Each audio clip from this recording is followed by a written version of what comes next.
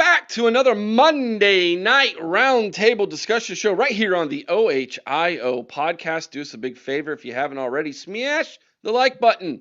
Make sure you're subscribed to the channel. I think we're only like 13 away from 7,600. So hopefully we can get that. If you're new, welcome in. We appreciate you being with us this evening. Please consider subscribing to the channel. It's free and it's what nice people do. And of course, we would love to know what you think about what we think down in the comments section below, especially if you're watching this after the fact.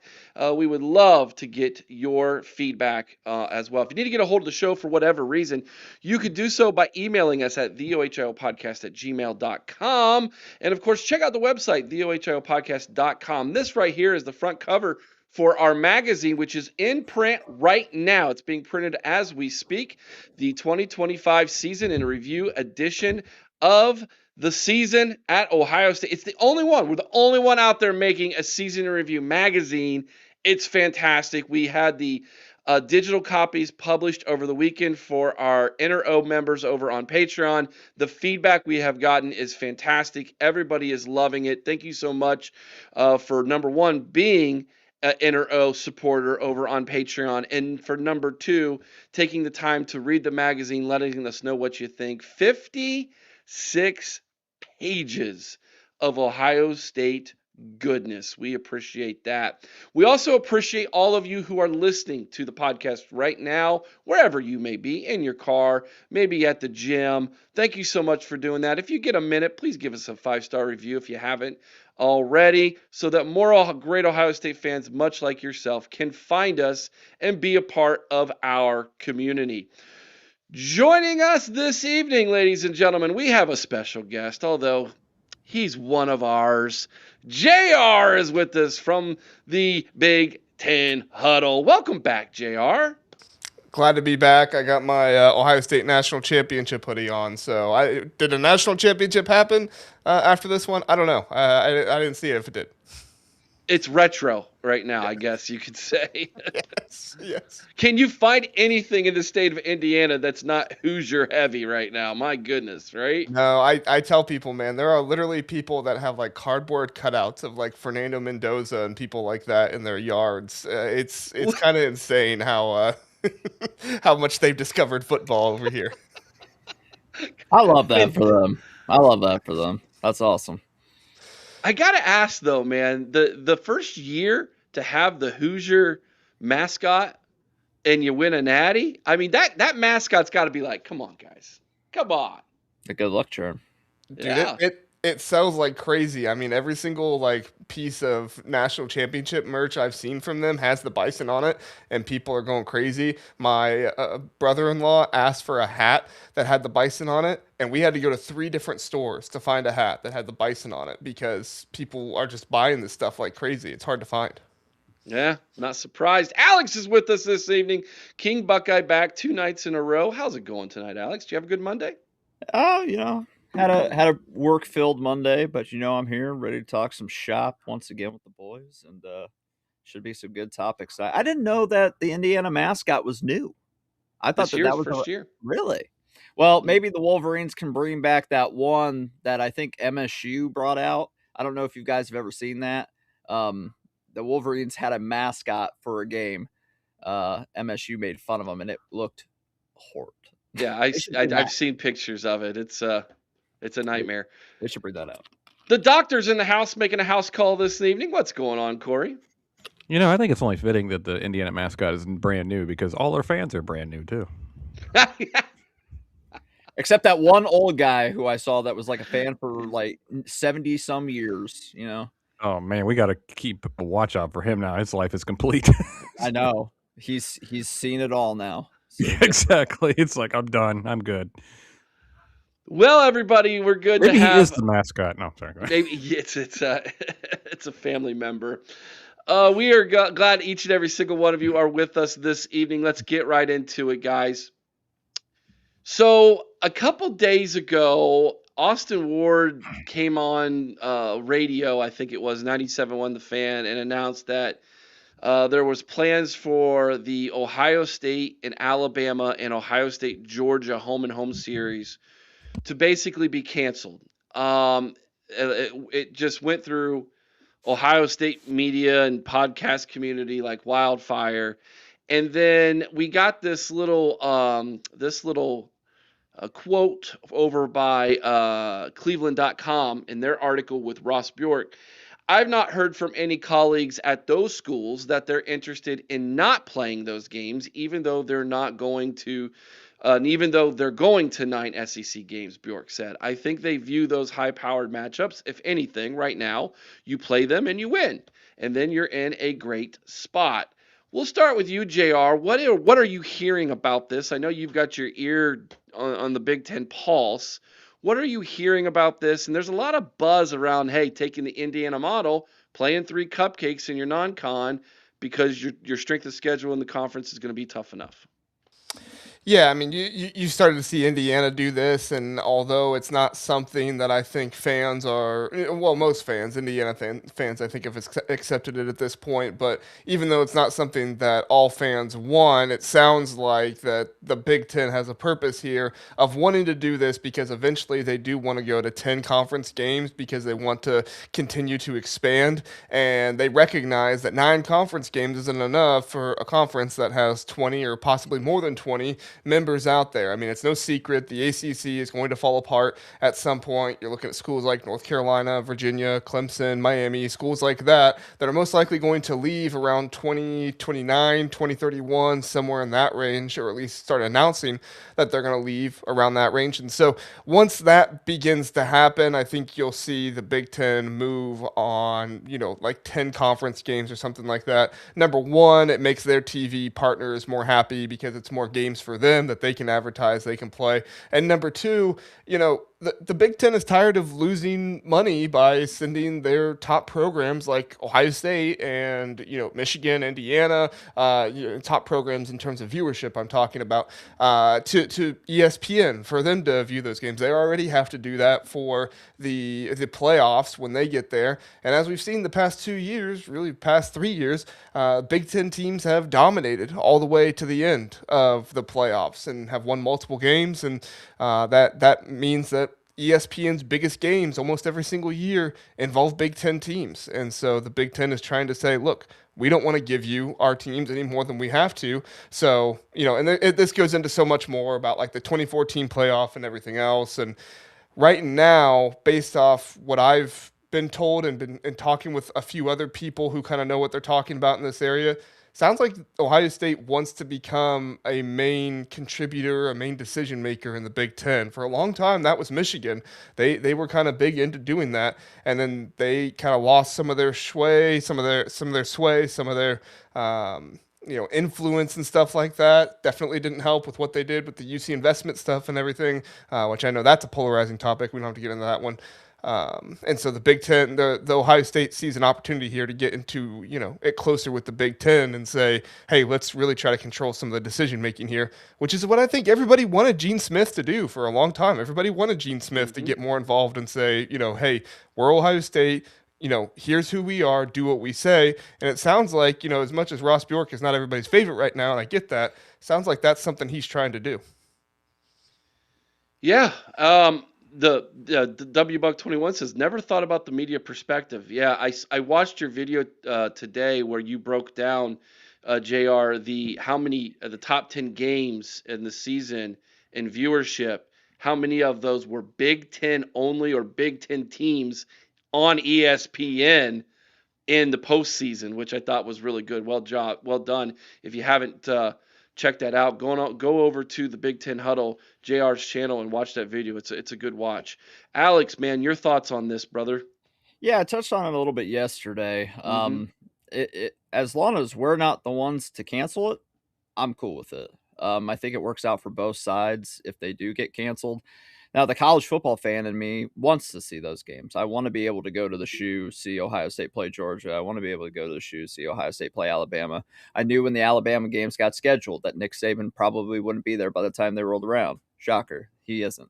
So it makes it a little less, appealing to go to that game now that they're not as good, but it is what it is. It's still Alabama, I guess. But, that's why I don't blame Notre Dame for having an easier schedule next year, or Indiana for what they did dropping Virginia and adding, what was it, I think Kennesaw State in their place or something like that. So I don't blame them. I mean, why wouldn't you? You got to give yourself some type of cushion here. And having Texas week 2 at Texas, that isn't as much of a cushion as it could be, especially with the daunting schedule like Ohio State has this year. So if games like that in the future were to drop off, you're not going to hear me complain, because that just means even more of a guarantee that we make the playoffs and we can fight for national championships instead of getting ourselves knocked out like Texas did by losing to us. And then, yeah, they should have beat Florida, but losing some games that, they shouldn't have, but they knocked themselves out. And I don't want Ohio State to be in that category at any point, because the second we miss a playoff, boy, you want to talk about Ohio State fans never being happy. Yeah, we're gonna get to that. Yeah, the Schrock Star's in the house. He says, sorry, but Ohio State should make Bama and Georgia cancel those games. So he's echoing your stance on this, Alex. And then Lisa says, I want to watch those games, but not a good look if Ohio State cancels those games. Yeah, and that's kind of what I titled tonight's episode is, do we want to be perceived as weak here? Is it smart to cancel these games? Is it weak? It's kind of the path that we're traveling down. We have a doctor in the house. Corey, give us your PhD on this topic. I do have an associate's in science and paralegal studies, so whoa, okay, let's calm down. No, I was just thinking as Alex and JR were talking, right? It's like just popped in my head how college football is starting to come full circle again, right? It went from being regional to national to, if you start canceling these games and go back to play 10 games on the schedule, you're back to regional. And it's really, really ironic, because then when you get to the playoffs, it's all of a sudden it's SEC versus Big Ten. Now we get to see who the better conference is, rather than compare games we played earlier in the season, which, by the way, those games early in the season don't tell you a whole lot, because the teams haven't worked out the kinks just yet, especially when you see Ohio State versus Texas week 1. I was saying back then, I know a lot of people agree with me on this, is like, it's a lie. You don't know what to expect from week 1. You have no idea, because they're just getting started. So you let them have a couple cupcake games, and they go into the conference play, and they play 10 conference games, and they come out either one loss or whatever. Ohio State, like Alex says, pretty much guaranteed to make the playoffs every year. And then they go against, and oh my gosh, round 2, we got Georgia. Oh, now it's exciting, right? Now it just actually elevates those games a little bit. So it's a little ironic that could even happen. But I am on board with the idea, don't cancel, make them cancel, because, again, it is perceived as weak. I don't know if perception means a whole lot in today's college landscape, but it's still perceived as weak. And I, as a college football fan, I do want to see those games, but maybe it strengthens, it goes back to strengthening the importance of the regular season in a way, because then those games in the playoffs really, they matter anyway, but now it's like, wow, we haven't seen this yet. So I kind of like that aspect of it. It makes it regional again. I know the Big Ten goes all the way out west now, but in a way, it's like conference regional. Like, it's my conference versus your conference in a way. Not that I'm ever going to pull for Michigan should they make the playoffs. I don't care. Everybody can beat them for all I care. The regional aspect is very interesting of that, because when you think about the SEC, you're thinking about like one corner of the country. But JR, you were talking in one of your videos earlier today about how the footprint of the Big Ten is national, while the footprint for the SEC is very regional. Would you speak on that for just a minute to kind of explain that? Sure. One of the biggest lies on social media and sports media, specifically college football right now, is that TV numbers is all that matters. And I don't think people recognize, number one, where the TV numbers are from. I am not taking shots at anybody here, but I'm just using this as an example. If you have 10,000 views in a low income area, that is not as valuable to advertisers as, let's say 6,000, 7,000 views in a high income area. It's kind of similar to a national footprint versus a regional footprint. I'm not trying to talk about anybody's income. I'm using it as an example to say that when you look at a conference that is more national and has teams all the way from LA to New Jersey, then advertisers like Coca-Cola or whoever nationally are going to say, yeah, we're going to advertise with that conference because we're more likely to get viewership from all across the area. When down south, a place like Zaxby's might be more likely to advertise with them. But of course, Zaxby's is much more regional. They are coming up north a little bit more now, but they're not all over the country. And so that money you're going to get in that advertising dollar is not as much as the money that you're going to get from, say, a Coke or something like that. So it's one of the reasons why, even though a lot of people like Stuart Mandel and a lot of these other people that want to try and tout the SEC and say, look at all these viewership numbers they have, are really just kind of lying to everybody, because at the end of the day, the advertising and what the TV people want is not just the TV number and how many people are watching, but how many areas of the country can you impact and put a national footprint with your brand out there, and not just a footprint of we're from down south where you can get your Bojangles, your Zaxby's, and everything else. You can come out to the Big Ten where it's national and you can go from coast to coast. Yeah. And when you look at advertising, and I own a business, and Corey, you own a business. You owned a business. You used to own a business. When you look at advertising and advertising dollars, you're always looking for the most bang for your buck, right? And when you look at the Big Ten footprint now, I always like to look at the Big Ten commercial. It used to start in Lincoln and then go east, and then it ended up over there in New Jersey, New York City, Washington, D.C. Now it starts all the way up in Seattle, Washington, makes its way down to California, goes over the plains to Nebraska, then it hits the Midwest, and it's really, really impressive. And a lot of the people who have their thumbs on conference realignment and a lot of that talk are talking very seriously about how the Big Ten is going to hit Florida and Texas. That's two areas they're not into yet. Maybe the Carolinas, if that's a possibility. But it almost feels like the Big Ten is circling around the SEC. Kind of like a shark circling its prey in a lot of ways. It's really interesting to look at. I want to play a clip for you guys from Ari Wasserman. This is the Andy Staples and Ari Wasserman show. They're talking about Ohio State and possibly not playing Georgia and Alabama in the non-conference. I'm just going to play the audio clip, and then we'll get your guys' opinion. Corey, I'll start with you first, and then we'll go counterclockwise. If you're an Ohio State fan and your expectation is to win the national championship, which is what, 90% of them, if not all of them? I was just saying, it's more like 100. How many days a year of pure, unmitigated, unfiltered joy do you average a year? There are some recruiting wins that get you excited, but you might get 4 total. Like if you even think about last year's run, they had 4 games that they'll never forget. But if you go through the 4-year run where they lost to Michigan and missed the playoff half the time as a result of losing to Michigan, the entire point of being an Ohio State fan is big games and winning big games. How many big games does Ohio State play in on an annual basis? And why are they all in the postseason? It's like, what is the fan experience of showing up to Ohio Stadium for a bunch of noon games against teams that stink, that you're going to beat by 40, and never getting to play in those high leverage moments that help define your team, help sharpen your team, and help expose you to the entertainment that you sign up for?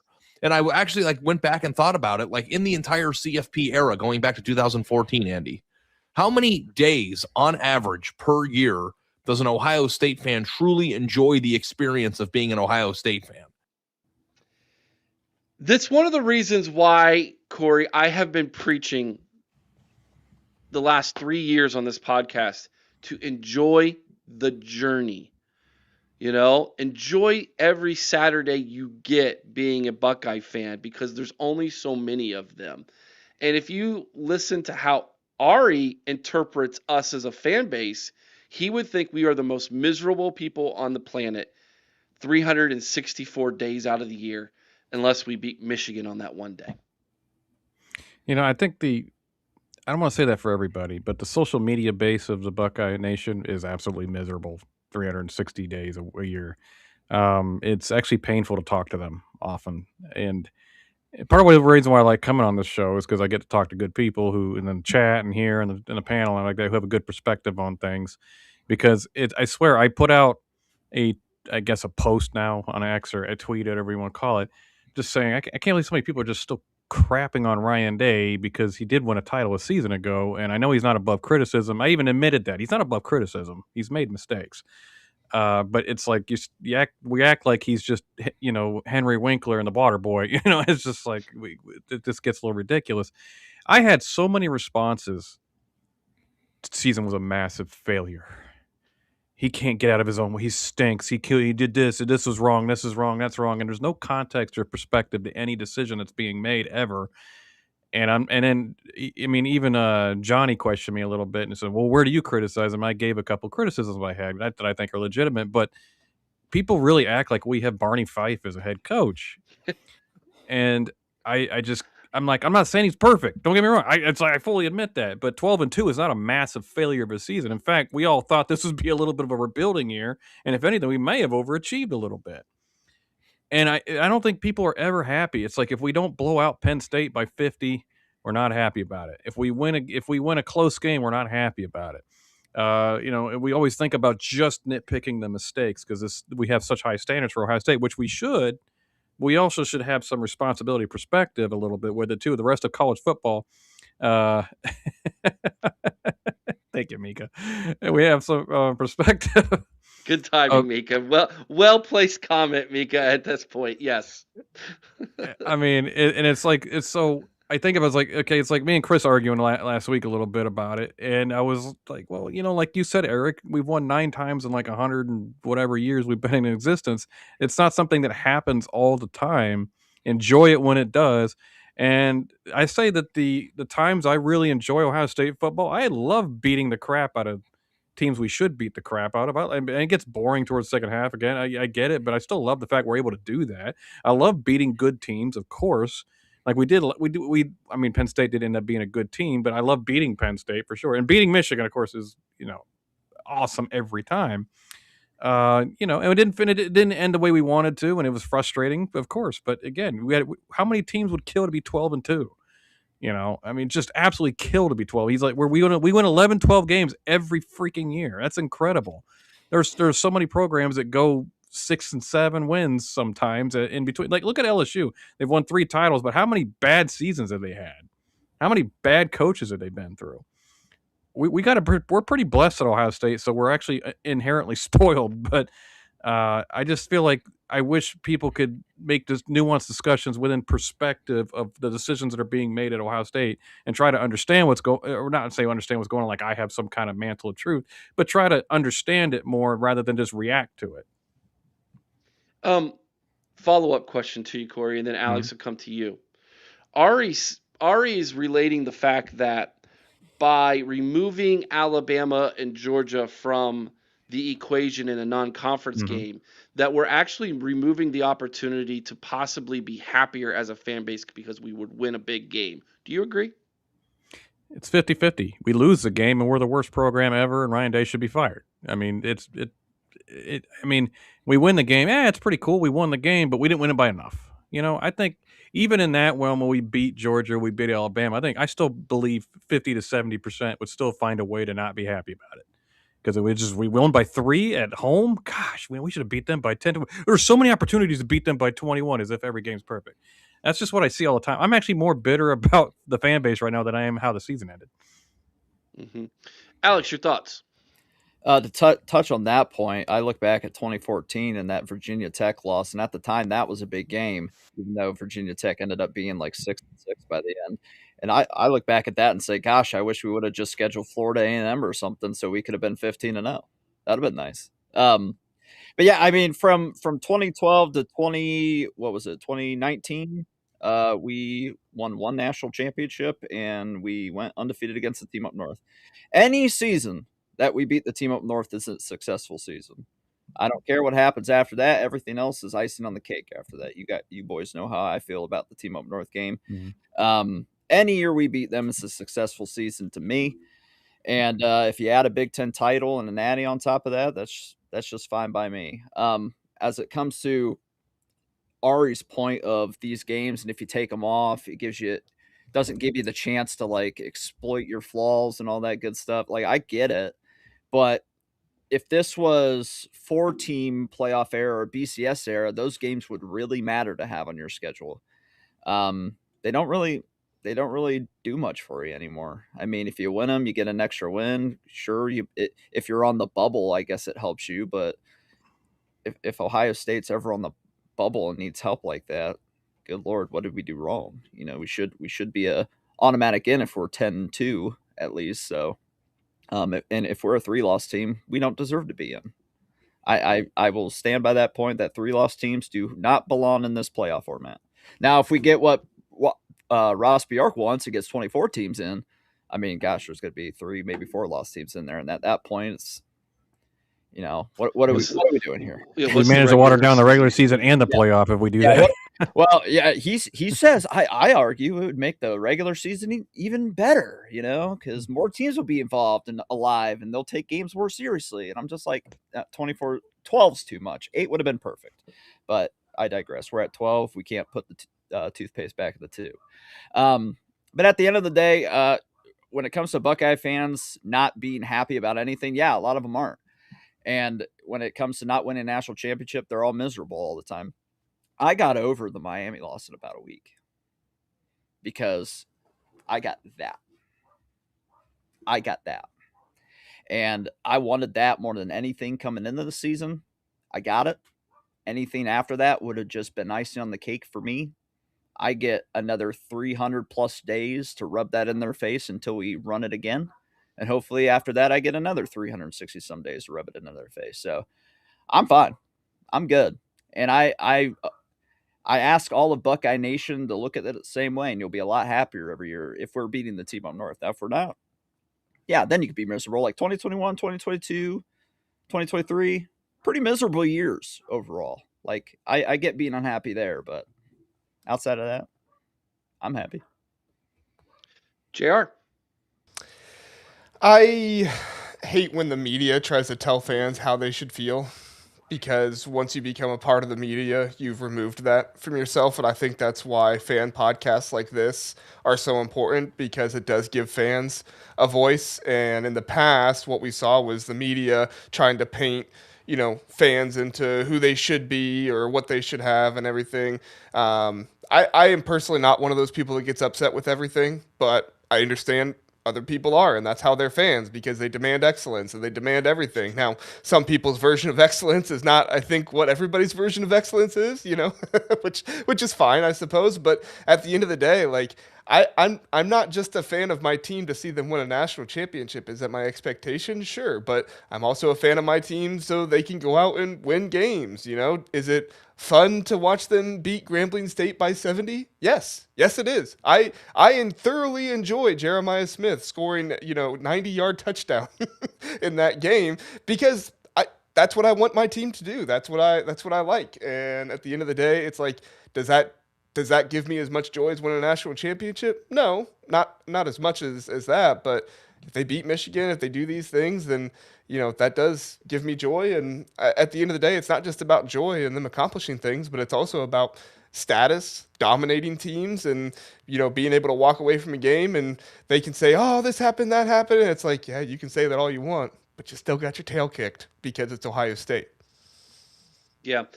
I have a saying, don't tell fans how they should fan. It's your right. It's your privilege to be whatever kind of fan you choose to be, except for one: don't cross the line where you start making personal threats to players and coaches. That is going over the line. Don't do that. Then you're no longer a fan. You're just a complete idiot and moron, and you don't deserve a voice or platform on social media if you're that person.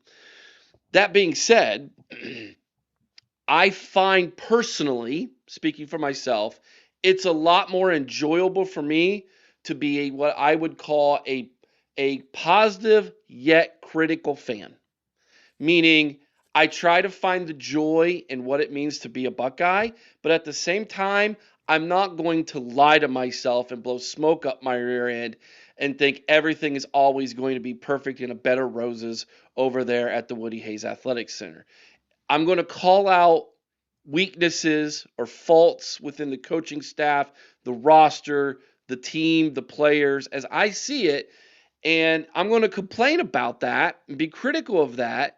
But I'm also going to be the guy that says, Buckeye Leaf to you for improving, getting better, doing a good job, being born Jeremiah Smith, Buckeye Leaf to you, whatever it takes, And RDCB, good to see you in the chat, man. He's got a picture of me in a cheerleading outfit where he calls Eric's a big cheerleader for the offensive line because I am. I'm gonna root on that offensive line because they're wearing my jersey, and so I'm gonna root for them. So I honestly think Ari's an interesting person here to have this conversation because whether you know it or not, Ari used to be on the beat at Ohio State. He used to work for the Cleveland Plain Dealer.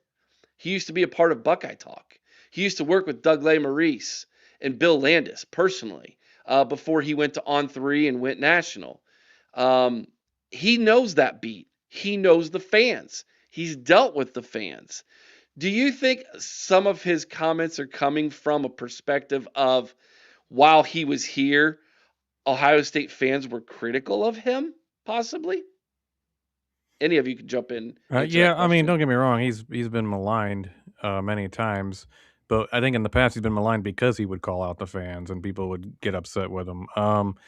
And it sometimes it got into personal attacks, which I don't like. But I can see where that would definitely influence his opinion on the Buckeye fanhood. But I don't know. I also think the beat has a general opinion like that. They rarely criticize the team itself because they also know the players and coaches personally, and there's a human aspect to that where it's like, well, I really like Ryan Day. I mean, we have great times on our talks and stuff like that. I don't really want to go crushing him or something like, so I think there is that aspect to it where the fans are so detached from it. They're just watching a product, and the product's not doing what they want.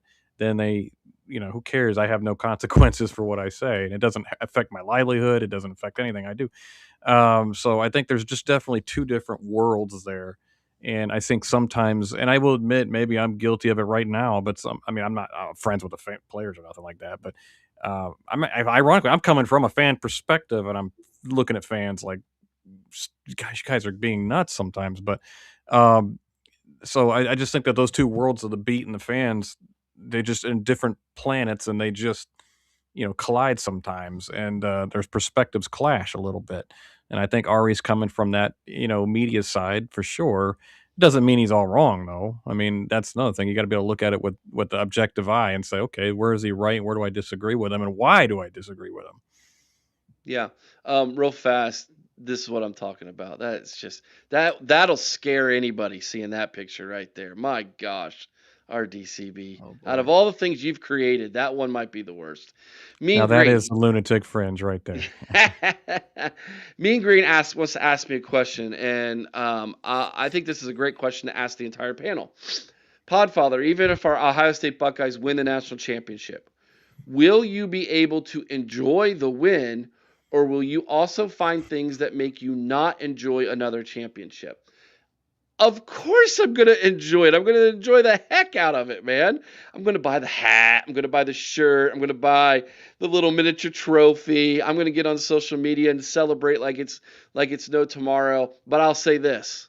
There's nothing like the first one. That one, 2002, to me, like 2014, 2024, were awesome. They were great. It was exciting to watch, but there was nothing like 2002. Anybody want to jump in here? Will you enjoy another national championship, or will you be one of those fans who finds something wrong with it that would cause to steal your joy a little bit? Honestly, I'll enjoy it so much. I'll actually be disinterested in people who want to nitpick it. Like I had friends that were nitpicking the one against Notre Dame, and I'm like, we won. Mistakes were made. I don't care. We won. Why not just? I don't know how miserable is your life where you just got to like nitpick a national championship win. I enjoy the 8 national championships with the win against the team up north on it more than I do the one that doesn't. I appreciate your honesty. At least you're sticking to your guns, brother. I'll give you credit for that, I'll man. die on this hill. Well, but you only saw 2 of them, right? Yeah, and they were Yeah. great. Well, I can I didn't care about the Virginia Tech loss. I was like, whatever. Beat the team up north, won the Big Ten, won an Natty. Go team! First to ever do it in the playoff era. That was a great one. That was a great one. JR? Yeah, I mean, last year definitely felt like something was missing from the season, but it didn't take away from me enjoying the national championship. I'm still going to enjoy it. When I look back on the season, I'm not buying the T-shirt that has every single game on it with the wins or the losses and stuff like that. Exactly. But I'm definitely looking at that playoff run and saying, oh my gosh, look at this team, because they were down at such a terrible spot. And while I don't look at that with joy or anything, I do look at it as the reality of where it was and where the team was able to conquer and move on and, really turn it up and start blowing out teams, have a big game against Texas. And then ultimately probably should have blew out Notre Dame by more, but you know what? I'm with Corey. I'm not going to critique it at all. You win the Natty. It is what it is. Yeah, it's fine. Just forget any mistakes that were made in the game. It's fine. All right. Final question, and then we're going to move on to our next topic. If playing Alabama or Georgia would mean you might not make the college football playoff because of that game, does that mean you are actually wanting to see it canceled? Yes or no, JR? I mean, like, the fan in me, the logical person in me would say yes, cancel it, but the fan in me isn't logical enough to say that. The fan in me is like kind of like what Alex said. If you lose 3 games, then you don't deserve to be in. It is what it is, like that's just how it is. And I'm sure that'll change once we go to 16 teams or however many more teams that Petiti and Sankey want them to have. But at least for right now, like, that's kind of the threshold to me. And whether it's to a bunch of really good teams or anybody else, just go out there, win your games and make it in. And if you don't, better luck next year, I guess. And try to endure the lunatic fringe and all the unhappiness they're going to have. RDCB says yes. But before I respond, can we put Sean's comment up there? He's put this twice, and I want to address it. Yeah, I can tell that they don't care about those gold pants because so many of them are up for auction or on eBay that clearly they don't care about those gold pants. They should, though. They should absolutely care about those gold pants, especially when you didn't have them for 4 years, and then you finally win a pair. I guarantee you Jeremiah Smith cares about those gold pants. Guarantee you Julian Sain does. I bet you Ryan Day is going to look at that pair of gold pants and go, thank God I won that game at least. Anyway, if it came down to it, I would want those games canceled if it meant that we were 10-2 or 9-2 and that one game put us at 9-3. Yeah, we're probably not making the playoffs at that point unless we get the Alabama treatment, which I just don't see happening. And at that point, I've told people, I said, if we're a 3-loss team and we make this playoffs, and let's say we go and win it all, I'm going to be really embarrassed. Because we get enough crap for being a 2-loss champ. Imagine the crap we're going to get for being a 3-loss champ. It'll be viewed as the worst national championship one of all time, like right next to 1961 Alabama, who somehow claims that one, even though they were like 20th in the country or whatever. I want our championships not just to be won, but to be respected.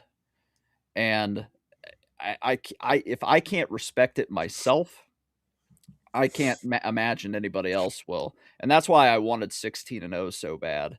It wasn't about being the first. It was about being able to like hold this up in front of certain fan bases' faces and saying, you don't got this. We do, though. Indiana gets to do that, and it must be really nice. I envy them. But at the end of the day, this is where college football is going now. Those games, you might end up playing them in the playoffs. Do you really want to face Georgia twice if you get in the playoff? I'd rather just face them once, beat them, and move on. So I don't want any game holding us out of the playoffs. So make it easier. Indiana did it. That's part of the blueprint. I'm actually combination of JR and Alex. I'm pretty much all on board with you guys. A competitor in me says no, but because I remember when we had to face Clemson in the just before we faced Alabama. I can't remember what bowl game that was, but and people were in my mentions. No, I don't want to play Clemson. They've had our number. I'm like, well, I want to play them till we beat them. Are you kidding me? Play them again. I don't care who they got. I don't care who they are. I don't care we got Kerry Combs as a, as a terrible DC. But that being said, I do agree with the logic in it is like nobody can claim, well, you didn't play anybody, because once you get to the playoffs, you've played somebody, I mean, you're going to be playing somebody to get to the national title game. You're going to but three potential games, two guaranteed at least to get to that national championship against top tier competition. So nobody by then could say you haven't played anybody. So what's the point now of playing an out of conference game against a top flight opponent? I mean, it used to be in the BCS era or even the 14 playoff, we needed that boost. You needed to show that your schedule was tough. Now you're like, just get 10, 11 games and you're in, and then you're going to play the top of competition in college football to get there. Yeah, I mean, look at what we did in 24. Obviously, Tennessee, Texas, Oregon, not in that order, obviously, but Tennessee, Oregon, Texas, and then Notre Dame. People can rip on that all they want. That's incredible. That's a tough run. So I look at that and I say, what's the point of having a tough out of conference schedule? Add the extra conference game. Go 10 games, 2 cupcakes to tune up and get ready for conference play. Win enough of your conference games to get into the playoff. I agree with Alex, though. 3 losses is ridiculous. 2 losses is you're on the bubble. 3 losses, ugh. So, make sure you lose no more than 2 games and then get in and then see what's what. The old school competitor in me, my stomach turns when someone would suggest ducking Bama and Georgia. Make them cancel. Under no circumstances does Ross Bjork initiate that phone call. That would be the softest thing to do. If that happens, I will be critical, to use my word from earlier, in the decision making to do that. You scheduled it because you wanted it. Now go play it. Make them cancel it. Under no circumstances do you cancel that. And if you do that, I seriously question the mental makeup of those in charge over at Ohio State if they cancel those games. I know they might be saying the argument would be they're being smart because they're trying to position themselves for more money in the college football playoff and making sure they get there healthy and everything. This is freaking football still. Go be tough. Go win a big game, right? That's a fireable offense if Ross Bjork does that. It's a fireable offense because the way the media and opposing fan bases will run with that, like we already get called soft enough because that one Wolverine assistant coach said it in so many words. And then, of course, Harbaugh added on to it. We've been getting that for the last 4 or 5 years now. That would just, you might as well bury us at that point because that would just be really bad.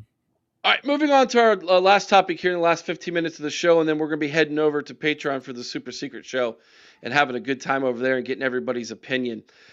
Big Ten Commissioner Tony Petitti and the Big Ten, are they holding all the cards right now at the negotiation table when it comes to the CFP? For the last, 3 months now, the SEC and Big Ten have been meeting with the other conference commissioners when it comes to the CFP and expansion, and no one can come to an agreement. The Big Ten, which was perceived as the weaker of the two when compared to the SEC, especially at the negotiation table with our last commissioner, all of a sudden, over the course of the last 3 years, looks like they have maybe even passed the SEC when it comes to strength and negotiation power. Good to have JR. He would know all about this with us. JR, does Petitti and the Big Ten hold all the cards at the negotiation table right now?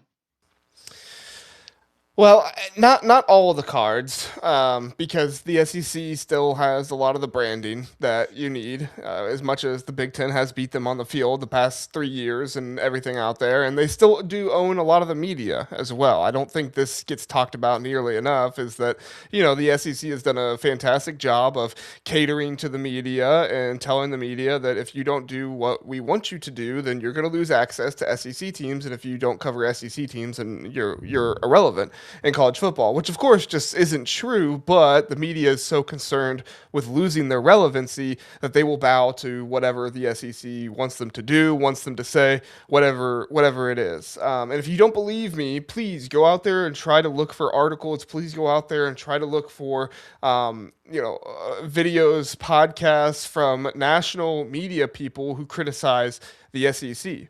You're not going to find it very often. You'll find a lot that criticize the Big Ten because Tony Petitti and the Big Ten doesn't really, swing that hammer all that much, but the SEC does. And I think at a certain point, the SEC is going to start losing that battle. Right now, they still have it because many people are still scared. But if the SEC continues to not make national championship games, not be able to defeat other conferences in the playoffs, I just shared numbers the other day. The Big Ten and the 12-team playoff is 11-5. You guys know what the SEC is? 5-6. Yeah. 5-6. All right. That's the conference that everybody wants to talk about is so great and so mighty. It's terrible. It is the worst record of a conference, of a Power 4 conference in the playoffs, other than the Big 12. The Big 12 is 0-2, I think. So they don't have a win yet. Texas Tech and Arizona State the past 2 years. So, but still, the ACC has a winning record. Notre Dame has a winning record. The Big Ten has a winning record, and those places don't. Sure, if you want to talk about the depth and everything else, but when did anybody ever say that Arkansas is better than I don't know, Michigan State? Well, so that makes them a better point, conference. JR. How many times when people were making arguments about the SEC and their great depth, they would compare an SEC school to like Indiana and then laugh? Well, guess what, folks? Indiana just won a national championship, so I can't listen to that argument anymore. Finish your point. Well, and I just saw Ari Wasserman, to bring him up again. I just saw him try to compare Illinois and Auburn earlier today on social media, and it says you're trying to compare a 9-win Big Ten team to a 5-win SEC team. The media still has this poison in their brain that apparently a 5-win SEC team is comparable to a 9-win Big Ten team. It's ridiculous. So, as much as, yes, the Big Ten is taking over and the Big Ten holds many more cards than they did before, the most important card is the media. And for whatever reason, the SEC still holds that over a lot of media members out there, a lot of national media members. And it's important for you to obviously go out and not just give your time to those media members who talk the SEC talking points, but go to actual media members who talk about what is actually happening out there and not just whatever Greg Sankey wants them to talk about. I saw an article that was negative about Greg Sankey for the first time ever. Pat Forty. That was the first time I've ever seen an article that was negative about Greg Sankey. You want to know why it's okay for him to be negative about Greg Sankey right now? Because all the SEC coaches don't like Greg Sankey. Because Greg Sankey sent them to 9 conference games. He gave them one out-of-conference Power 4 game that they have to go to. And they're also saying, look, Greg Sankey, we haven't made the national championship the past 3 years. So Greg Sankey's on the hot seat right now. And that's okay for them to start criticizing them then. But, if they didn't have the blessing of the SEC coaches and athletic directors and people like that, they wouldn't be doing this. It's going to continue to be a problem as long as ESPN has rights to the SEC. And it's that I've always been an advocate of it should be like the NFL. Multiple networks like ESPN, ABC, NBC, they should all get to host everybody. If we eliminated the biases there, that would do wonders for the media biases that follow it. Obviously, there'd still be SEC homers out there like Paul Feinbaum and, what have you, the SEC networks and the Big Ten networks and all that stuff.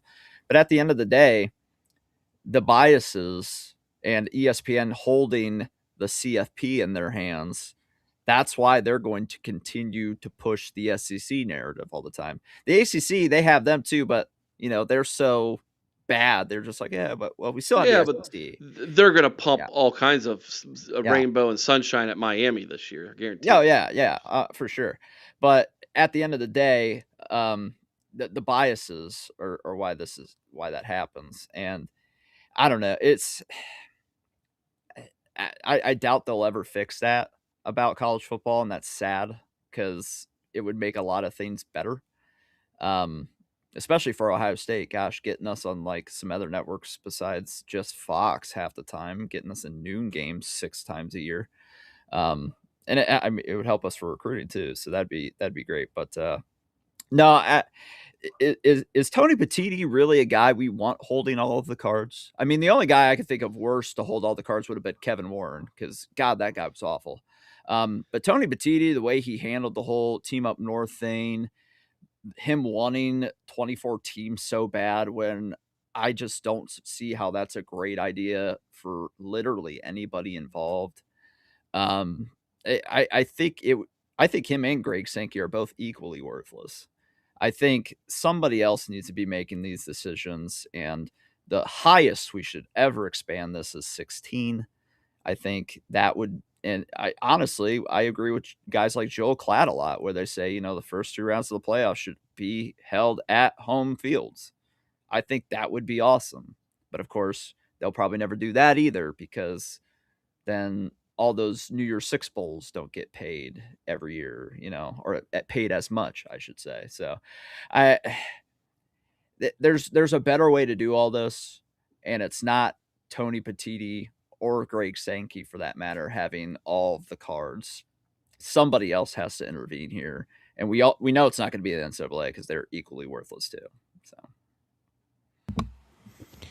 well, I am a believer that competition breeds excellence typically, and I know most people who enjoy football believe that. So I agree. I agree with everything Alex just said. I'm not a big Tony Petitti fan at all, and I don't want him holding all the cards or Sankey holding all the cards. I do need it to be a collaboration of the 2 biggest conferences in college football by a mile. But I will say that the SEC was able to dominate for 20 years because they were paying players, and nobody else was. Now, legally speaking, we can pay players, and look what happens. The tables turn. So, or as Michael Scott would say, how the turntables, whatever, but even like a team like, I think is great. I think JR bringing up Indiana is great, because it's like Indiana used to be Vanderbilt, I guess, in the Big Ten, or maybe worse. I don't know. And you would never think of Indiana winning a national title. You wouldn't think of like Mississippi State winning a national title in the SEC, but all of a sudden Indiana just did, showing the power of the conference, good coaching, and how much money the Big Ten has comparatively to the SEC, and it's caused a panic within guys like Feinbaum, and the problem is, but the 20 years of just domination is just everybody's just accepted SEC is the best conference, and then you have the ESPN having a vested interest in the SEC being the best conference doesn't help.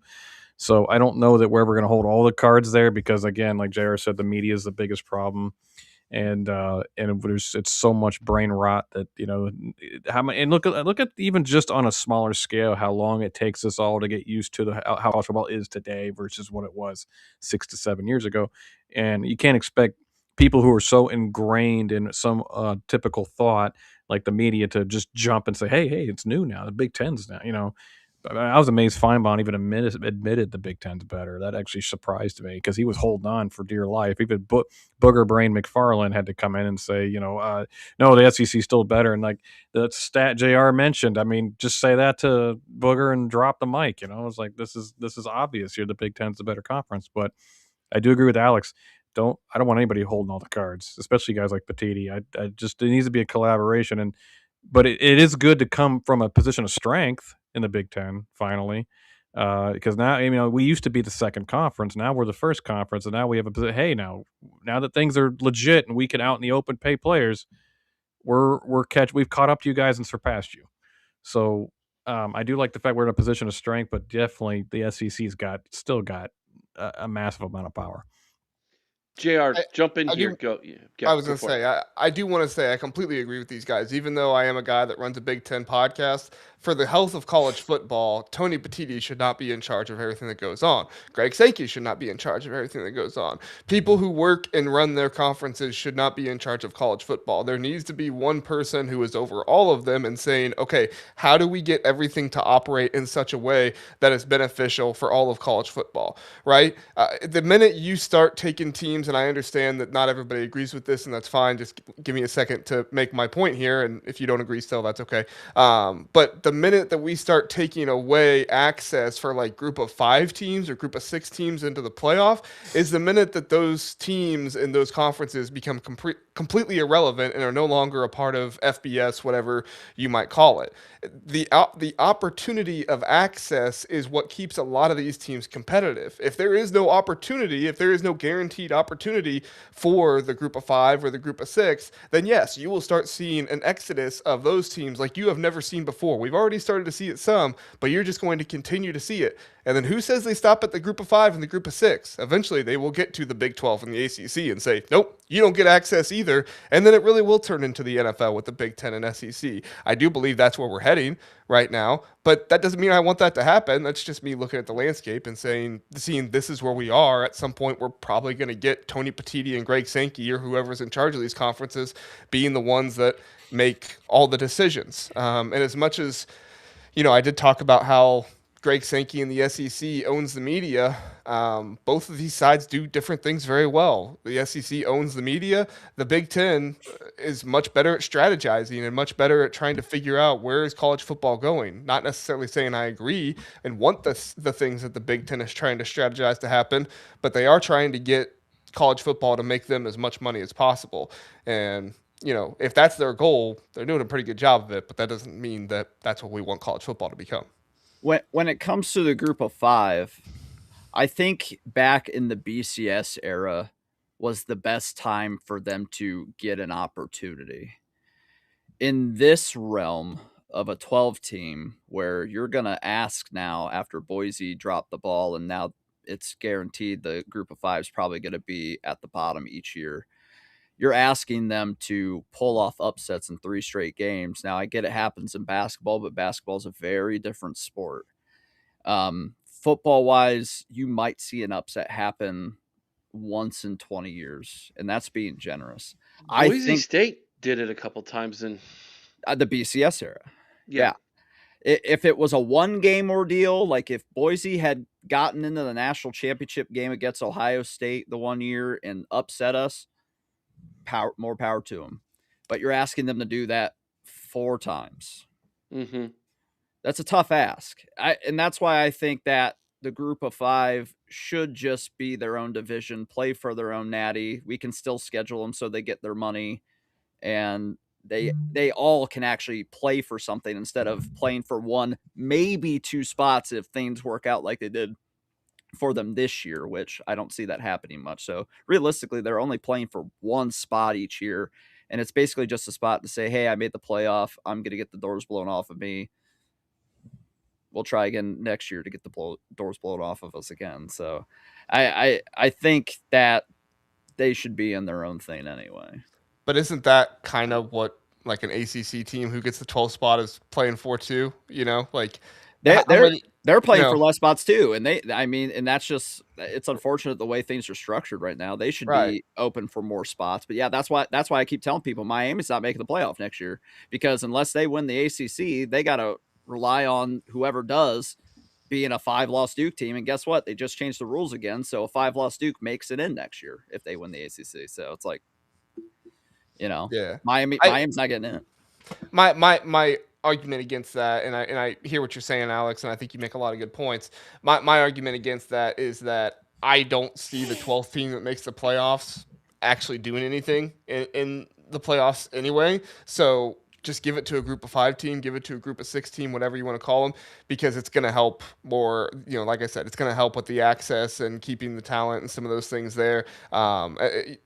Even though the group of 5 and the group of 6 are not all that great, you do still have a few teams here and there that can compete at times. Tulane didn't do so well against Ole Miss, but James Madison did compete with Oregon in the second half of that game. They showed that, hey, if we put this together for an entire game, we can compete.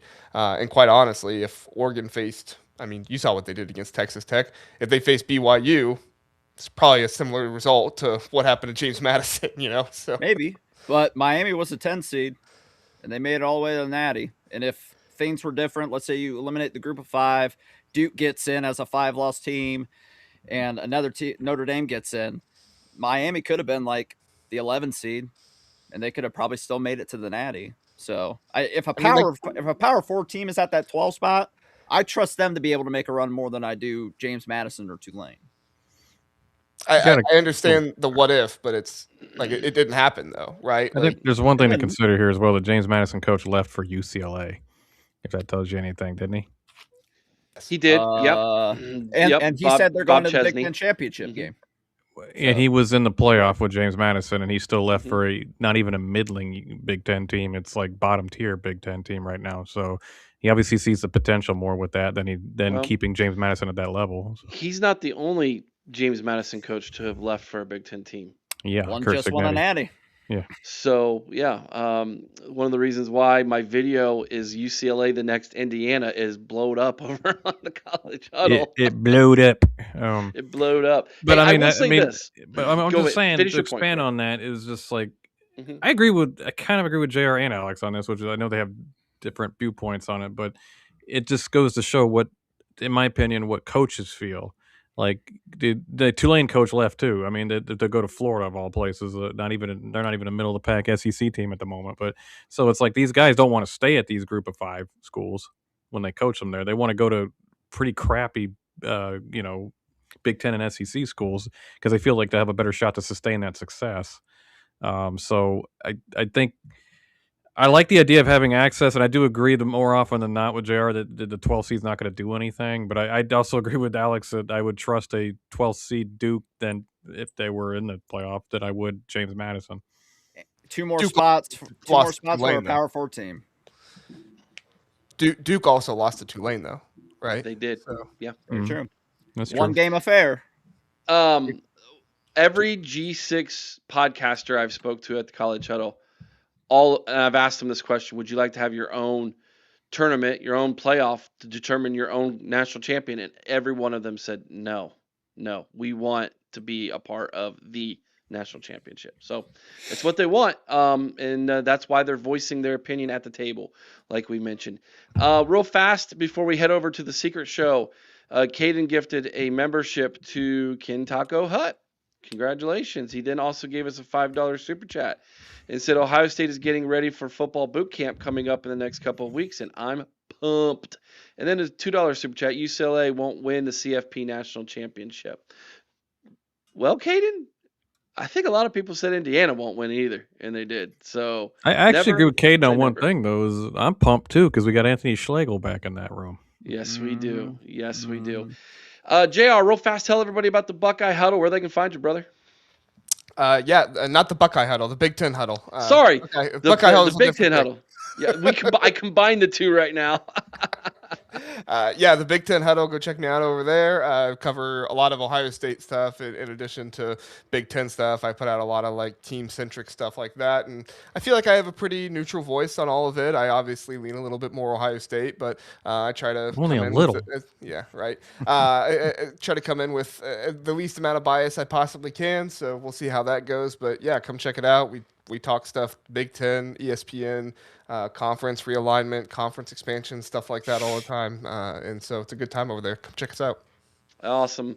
I'm subbed. You should be as well, ladies and gentlemen. All right, we're going to head on over to Patreon, be a part of the super secret show. You know what? Let's reveal our first Super Bowl commercial over there tonight. Oh, my gosh. All right, guys, I got to go. So... I'll just say this. Couldn't show it on YouTube. I'll guarantee you that. See you all over on Patreon in 5 minutes, everybody. Thanks, JR.